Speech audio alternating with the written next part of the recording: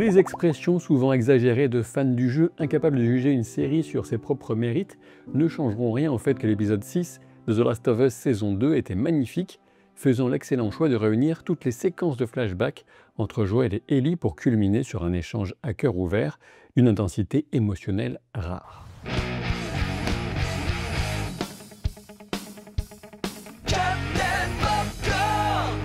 Tout comme l'absence de Joel est le moteur principal de l'action, celle de Pedro Pascal se faisait durement ressentir après l'épisode 2, tout simplement parce que cet acteur gratifie la pellicule, comme les caméras numériques, d'une présence incontestable, drapée d'une sincérité spécifique à chaque personnage, un don qui suffit à faire oublier son omniprésence sur grand et petit écran, tant il est demandé. J'ai lu des critiques se plaindre à la fois que l'adaptation s'éloignait trop de la structure narrative du jeu, tout en lui reprochant de reproduire de manière trop exacte certaines de ses scènes les plus marquantes, comme celle du musée de l'espace notamment. Certains ne savent plus quoi inventer pour déverser leur amertume sur cette série, plutôt que d'en profiter pour ce qu'elle est, à savoir une autre façon de donner vie à la même histoire. Parmi les ajouts pertinents, on plonge dans l'adolescence de Joel pour découvrir que sa détermination à protéger ceux qu'il aime par tous les moyens, y compris en mettant son intégrité physique en danger, remonte aux violences et abus de son père sur ses deux fils. Recevoir des coups, mentir, prendre le blâme à la place de Tommy, tout est bon pour éviter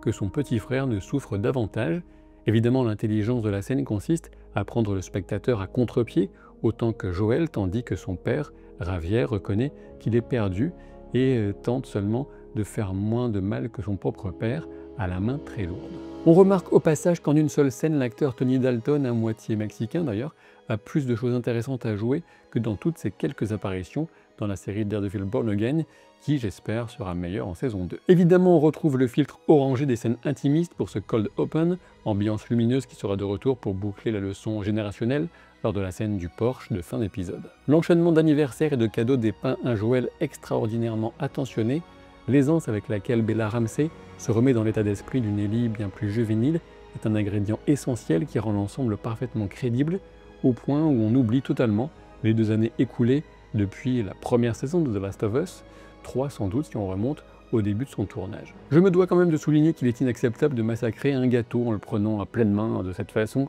comme Ellie le fait. C'est irrespectueux des autres, c'est irrespectueux de la vanille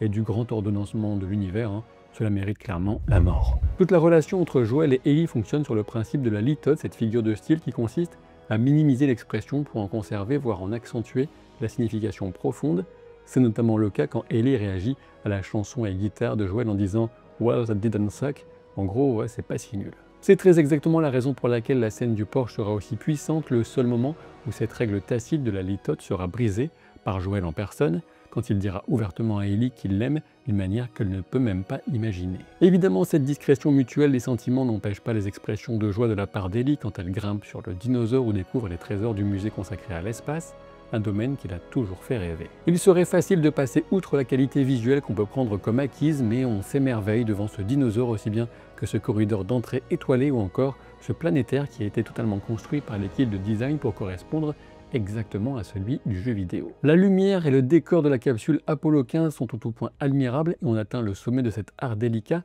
en reproduisant l'expérience intérieure d'Ellie qui s'imagine en plein décollage vers l'espace, tandis que 2 équipes se coordonnent à l'extérieur de cette capsule pour faire passer sur son visage les lumières dans un rythme savamment orchestré. À la fin de cette expérience hors norme, Joel demande simplement « I do okay ?» ou « je m'en sors bien », ce qui marque le fait qu'ils restent dans le territoire balisé de leur expression tout en réserve de ce qu'ils ressentent l'un pour l'autre dans cette relation filiale inespérée. Lorsqu'est venu le temps de dire adieu à cet instant magique, sans doute le plus beau de leur relation, Ellie voit quelques lucioles dans la forêt, ce qui annonce le déclin de cette relation du fait du doute qui plane sur elle depuis que Joel a juré que son mensonge sur les événements de l'hôpital Sainte-Marie de Salt Lake City était la vérité. Malgré tout, Joel ne s'en sort pas si mal que ça pour le 17e anniversaire d'Ellie en comprenant qu'il vaut mieux l'aider à avoir plus d'indépendance en aménageant le garage plutôt que de s'opposer à elle dans un excès d'autorité. Le symbole de la favenne associé à la mort se raccroche bien entendu à la phrase aperçue au milieu des dessins préparatoires du tatouage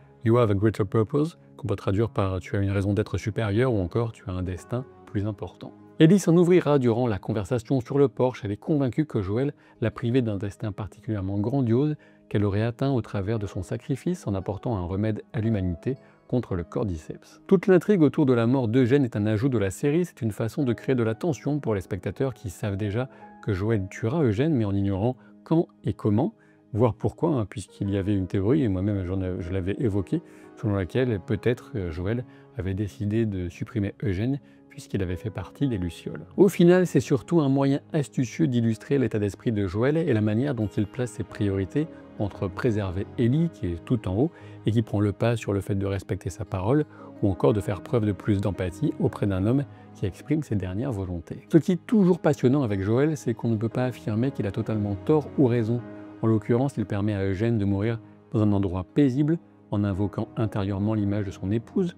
Au passage, j'ai beaucoup apprécié la sobriété qui consiste à effacer le bruit du tir et à ne le signifier qu'avec l'envol des oiseaux filmés dans un plan d'ensemble mélancolique et bucolique. L'approche choisie par Joël permet de s'assurer que Gale conservera une bonne image de son mari sans être confronté à sa terreur ou au premier signe de la prise de contrôle par le champignon parasite. Cependant, il la vole aussi de la sincérité des derniers moments d'Eugène et remplace la réalité par une construction dont il est le seul maître. On a la parfaite illustration d'un Joël qui va trop loin et s'érige en juge de la façon dont les autres doivent faire face à l'adversité, avec un effet tout particulier sur Ellie bien sûr, sachant que même après la confrontation d'Ellie qui balance toute la vérité à Gale, Joël ne pourra pas pour autant s'empêcher de se lever pour pousser Seth lors de la soirée du Nouvel An. Pour Ellie qui nourrissait des doutes depuis le tout premier jour, comme l'illustre la façon avec laquelle elle regardait les Lucioles en revenant du musée, la façon de faire de Joël est une confirmation irréfutable de la manière dont il a faussement juré à l'époque. C'est pour souligner précisément cette rancœur spécifique qu'Ellie reproche à Joël d'avoir juré alors que dans le cas de Gênes, il avait promis et pas juré.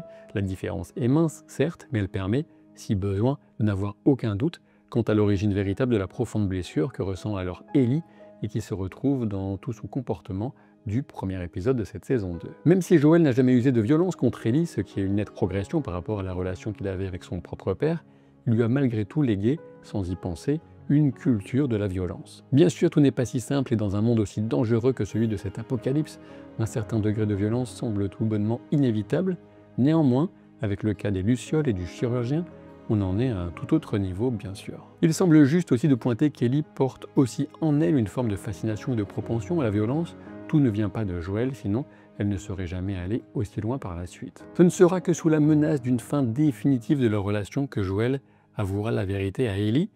Il est intéressant de constater qu'il ne marque pas d'hésitation quant à la possibilité d'obtenir un remède à partir du corps d'Ellie à l'époque. Il est intimement persuadé qu'un tel remède était à portée de main et c'est en toute connaissance de cause qu'il a fait le choix de sacrifier la seule chance de l'humanité pour sauver Ellie. On peut aussi rappeler ici que Joël a déjà traversé le traumatisme de perdre sa fille naturelle et qu'il était tout simplement hors de question pour lui de laisser cela se reproduire, quel qu'en soit le coût ou les conséquences, pour lui comme pour autrui. Cet aveu selon lequel il referait exactement le même choix est sans appel. Quand Ellie pointe l'égoïsme de Joël, elle n'a pas tort puisque l'idée de subir la mort d'Ellie lui est trop insupportable et que ce refus vient avant toute autre chose, du moins toute autre chose sauf l'amour qu'il lui porte et qu'il lui avoue sans filtre, sans litote, dans tout ce qu'il a de plus cru, de plus beau, de plus inquiétant et peut-être de plus étouffant. Face à cela, Ellie consent un effort qui semble la dépasser en ouvrant la possible recherche d'un pardon,